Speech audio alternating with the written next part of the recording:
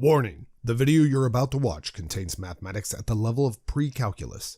All material has an assumed prerequisite of college algebra and trigonometry. While some prerequisite topics are reviewed briefly, a more thorough review of these entrance topics can be found by searching the web. It's the system of equations. We must deal with them all at once. Always looking for solutions. Positive outlook overcome. Hello, my name is Roy Simpson, Professor of Mathematics at Cosumnes River College in Sacramento, California. This video is part of a review of trigonometry for pre-calculus students. If you have not had a full course in trigonometry, I do have a series of videos dedicated to reviewing or going through this material as if you're seeing it for the first time.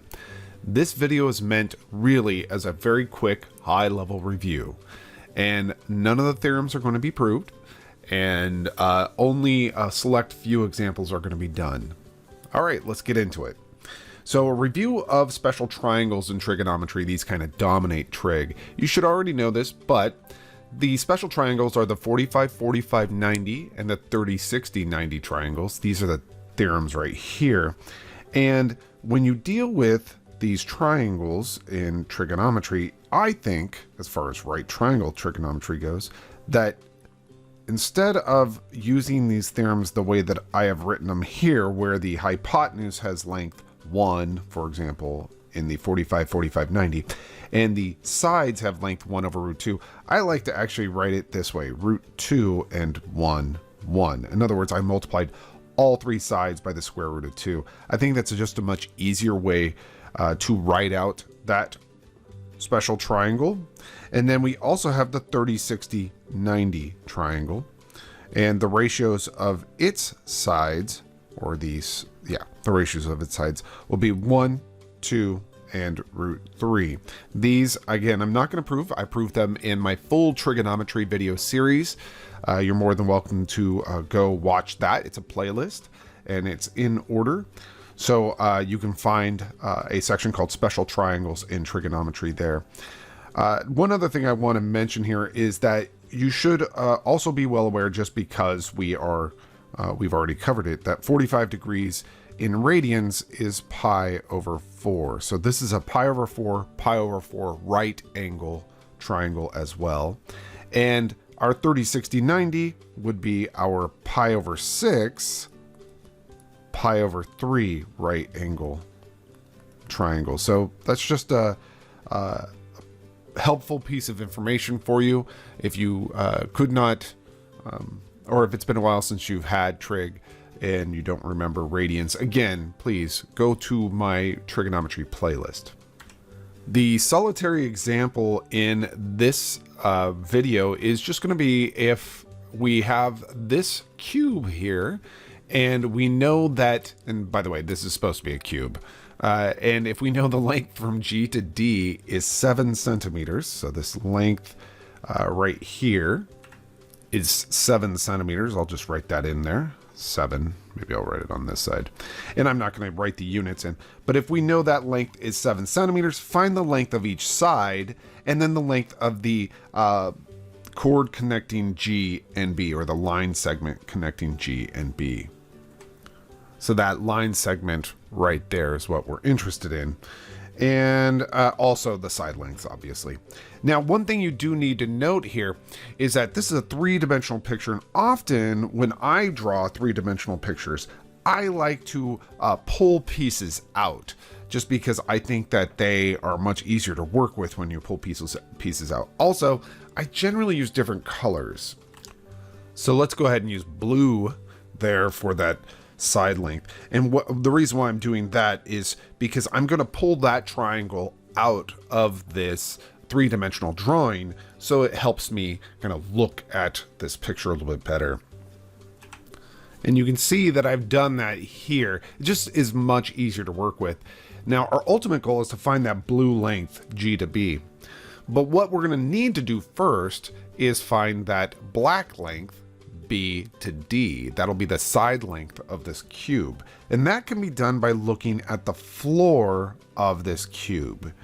Now, something else I should probably mention very quickly is, because the altitude from B to D there, which is this length here, that's perpendicular to the floor of this cube. Therefore, this angle right here must be a right angle, and that's critical for this problem to work properly. Same thing with all of these edges. They're all meeting at right angles, specifically on the floor where you have this right triangle, which is side or vertex C, vertex G, and vertex D there. And we are going to go ahead and use the information, the fact that they've given us the hypotenuse length, to tell us what the length C to G and C to D are.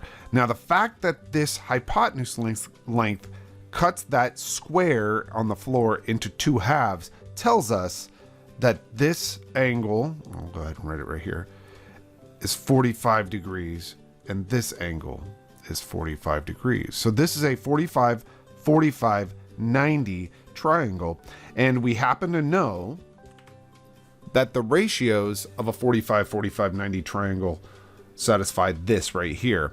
If the hypotenuse is of length √2, then the legs are of length 1. Now, in our case, the hypotenuse is actually not of length √2, but instead 7. So we must have multiplied √2 by something to become that 7. So a lot of us would probably say it this way: we're going to grow this triangle by a factor of a. So if I multiply all 3 sides by a factor of a, we would grow this triangle proportionally to become where the hypotenuse becomes the size of 7. Let me go ahead and go to the other page and showcase that. So we've blown up our 45, 45, 90 triangle that used to have a side length here of √2, but we've multiplied that √2 by some number a to become 7. And whatever that number a is, that is actually going to be the length of these sides. So solving for a, that would imply that a is equal to 7 over √2. So these sides must be of length 7 over √2, both of them. So I'll write that in there. Something also that you should note is that a lot of my students will ask me in my trig class if they should rationalize denominators.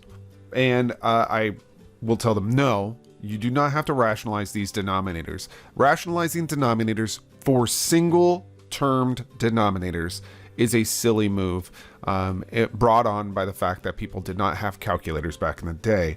But there's really no need to rationalize a single-term denominator with a constant. When you move into calculus and you have double-term denominators where they involve square roots, that's different.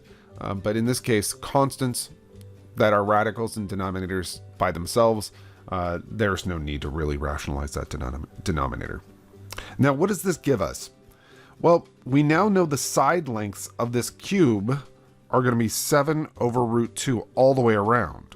All of these sides are 7 over √2 in length, which tells us as well, specifically, that the length b to d is 7 over the square root of 2. And that allows us to use the Pythagorean theorem to find that length b to g. So let's go ahead and use the Pythagorean theorem, which is kind of the birthplace of all of trigonometry anyway. We'll go ahead and say that length from b to g, I like the alphabetical order, squared must equal 7 squared plus 7 over √2 being squared. That is, BG, that length, must equal the square root of, technically it'd be plus or minus when you take the square root of both sides, but BG is the length of a hypotenuse, so that's what that's going to be. 49 plus 49 over 2. And now if you add those up, you'll get a root 3 times 49 over 2, which gives us a 7 times the square root of 3 halves. And some people really don't like how that looks. I don't really care, but some other people just don't like how that looks. And so they'll write this as 7 √3 over root 2. And as I said, you do not have to rationalize denominators, but if you love to rationalize denominators, you're more than welcome to. Multiply top and bottom by root 2, and you'll get the similarly ugly 7 root 6 over 2. It is all the same number though, so it's not that big of a deal. But that would be the length from B to G, is 7 root 6 over 2. Even though I said you don't have to rationalize denominators, I just did it here because some people really are sticklers for that. So just in case your professor requires that. And by the way, those are in centimeters all throughout. Centimeters and centimeters and so on and so forth. All right. So that is a reintroduction to your special triangles in trigonometry. It's the system of equations. We must deal with them all at once. Always looking for solutions. Positive outlook overcomes obstacles getting in our way. Cause affects more than we can sometimes see. Things for what they are and work together until you feel at peace. Says, listen close. Don't talk too much, that isn't kosher. You may really hurt inside. It doesn't justify you to speak too loud and cry. Don't